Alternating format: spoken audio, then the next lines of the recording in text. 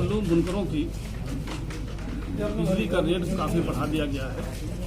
जो हमारा 2006 से फ्लैट रेट 7.5 चल रहा था, जिसमें हम एक लूम का 71.5 रुपया दे रहे थे। आज जो व्यवस्था लागू की जा रही जबरन हमारे ऊपर 71.5 की जगह पर हमें कम से कम 1500 रुपये एक लूम का देना पड़ेगा, जो हम देने में सक्षम नहीं हैं और हम इसकी वजह से बकायदार हो जाएंगे और हो भी रहे हैं।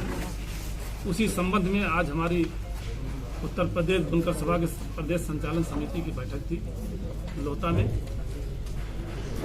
उसी में हम लोगों ने निर्णय लिया है कि 1 सितंबर से हम अपने पावरलूमों को अनिश्चित काल के लिए बंद कर रहे हैं और अगर हमारा कोई निर्णय नहीं हुआ, सरकार ने इस कदम को वापस नहीं लिया, काले कानून को जो हमारे लिए काला कानून ही है, तो स्वतः हम लोग अपने पावरलूम के कनेक्शनों को पीडी यानी परमानेंट डिस्कनेक्शन की एप्लीकेशन देंगे।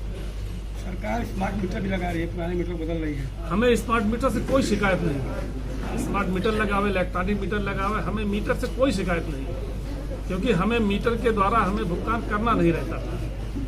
जो भी रीडिंग हो उसके अनुसार उनको सब्सिडी सरकार देती थी, लेकिन बिजली विभाग ने हमारे मीटरों की हम रीडिंग ही नहीं किया 12-13 साल। फर्जी बढ़ा चढ़ा करके सरकार से पैसा लिया गया, 800-900 करोड़ रुपये हमको मांग लिया गया, जबकि 200-250 करोड़ में हमारा 300 करोड़ में निपट जाता। तो फर्जी बिलिंग करके हमारे नाम पर पैसा लिया गया सरकार से।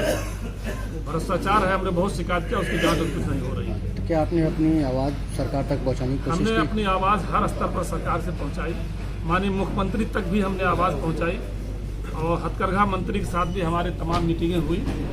माननीय मुख्यमंत्री जी ने 31 दिसंबर को आश्वासन दिया था कि आपका मार्च तक पुराने रेट से चलेगा, फिर अप्रैल से नया जो भी आप लोग प्रस्ताव दोगे उस हिसाब से लागू किया जाएगा। तो क्या आपने प्रस्ताव रखा अपना? प्रस्ताव हम लोगों ने दिया माननीय मुख्यमंत्री जी को हथकरघा मंत्री के द्वारा मीटिंग करके, और 17 मार्च को हम लोग की आखिरी बैठक हुई थी माननीय हथकरघा मंत्री जी के साथ, जिसमें सारी बातें लगभग तय हो गई थी कि मार्च से आपका पुराना रहेगा और अप्रैल से दूसरा लागू किया जाएगा। लेकिन लॉकडाउन लगने के कारण सारी फाइलें वैसे ही पड़ी रह गईं और आज तक उस पर कोई निर्णय नहीं हुआ। फिर पुनः मैं अभी 7 जुलाई को मैं खुद माननीय मुख्यमंत्री जी से मिला था, उसमें भी उन्होंने फिर वही बात दोहराई कि हमने इस शासनादेश को, नए शासनादेश को रोक दिया है। आपका कोई उत्पीड़न नहीं होगा, कोई आपको परेशान नहीं करेगा। हमने फिर उनसे आग्रह किया कि साहब लिखा पढ़ी में जब तक नहीं जाएगा कोई मानने को तैयार नहीं है। आज तक उसके मुख्यमंत्री जी के आश्वासन के बावजूद आज तक कोई हमें उस पर कार्रवाई नहीं हमारे लिए की गई और हमारे जिसके कारण विद्युत विभाग हमारा उत्पीड़न कर रहा है। फर्जी तमाम मनमानी बिलें कई लाख रुपए बनाकर हमारे भेजा जा रहा है। अभी ये आपके बनारस में स्मार्ट मीटर लगे थे, मेरा ख्याल कई 100 कनेक्शन यहाँ पर स्मार्ट मीटर बंद कर दिए गए। लगभग कितने लोग जो बेरोजगार हैं इसके कारण? इसमें पूरे प्रदेश में लगभग इस समय 3 लाख मशीनें हैं।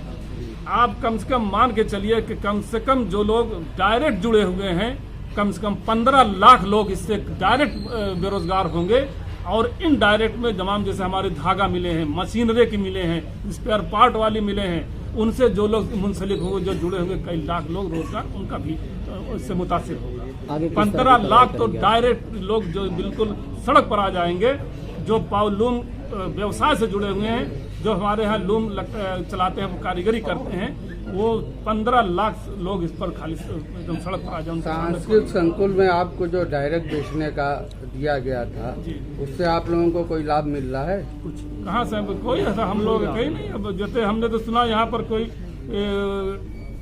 क्या बुनकर हाट क्या कुछ बना है, यहाँ बनारस में कुछ बना है फैसिलिटी सेंटर, फैसिलिटी वो क्या कॉमन फैसिलिटी सेंटर बना हुआ है। हमने यहाँ पता लगाया, लोगों ने कहा कि कोई नहीं, वो हाथी के दांत है, कहीं कुछ नहीं है, कोई बाहर नहीं आता, कोई चीज नहीं है, कोई चीज बुनकरों को नहीं मिल रही है। आगे क्या योजना आपकी है? आगे हमारी योजना यही है कि हम फिलहाल तो 1 तारीख से हम अपने पावरलूमों को बंद कर रहे हैं और फिर धरने उन्हें जो लोकतांत्रिक तरीका है उस तरीके से हम अपनी आवाज़ को उठाएंगे, धरना देंगे और जो भी हमारा डिमांस्ट्रेशन होगा। लेकिन उसमें हमारा ये मतलब बिल्कुल ख्याल रहेगा कि हम बहुत शांतिपूर्ण तरीके से हम लोग काम अपना करेंगे, कोविड वगैरह के ध्यान में रखते हुए सारी गाइडलाइन का। लेकिन हम अपनी आवाज़ को पुरजोर तरीके से उठाएंगे और ये हमारा कोई राजनीतिक कार्यक्रम नहीं है, ये हमारी रोजी रोटी की लड़ाई है, पेट की लड़ाई है। इसलिए इसको राजनीति से न जोड़ा जाए कतई। कुछ ऐसा भी सुनने में आता है कि सरकार ये सोचती है कि ये हमारे वोटर नहीं है, जबकि जनता या वोटर किसी एक का कभी नहीं होता। ये देश ने, देश की जनता ने ये बहुत करके साबित करके दिखाया है। बहुत लोगों की यहाँ बपौती हुआ करती थी हिंदुस्तान में, लेकिन हालात क्या हो गए? जनता किसी की नहीं साथ खड़ी होती है। जनता के साथ जो खड़ा होता है, जनता उसके साथ होती है। तो यूं ना कह कि आप इनडायरेक्टली सरकार को चुनौती दे रहे हैं। कोई चुनौती हम सरकार को चुनौती देने की स्थिति में नहीं अभी है। वोटिंग की हम बात बहुत की। कमजोर वोट। जाहिर है कि सरकार को किसी भी सरकार को कभी घमंड नहीं होना चाहिए कि हम कुछ भी करें और जनता देखती रह जाएगी। जाहिर है कि जनता का एक वक्त आता है, वो करती है अपना काम। ठीक, धन्यवाद। आज हमारे लिए आप किए रहोगे तो हम आपके लिए करेंगे।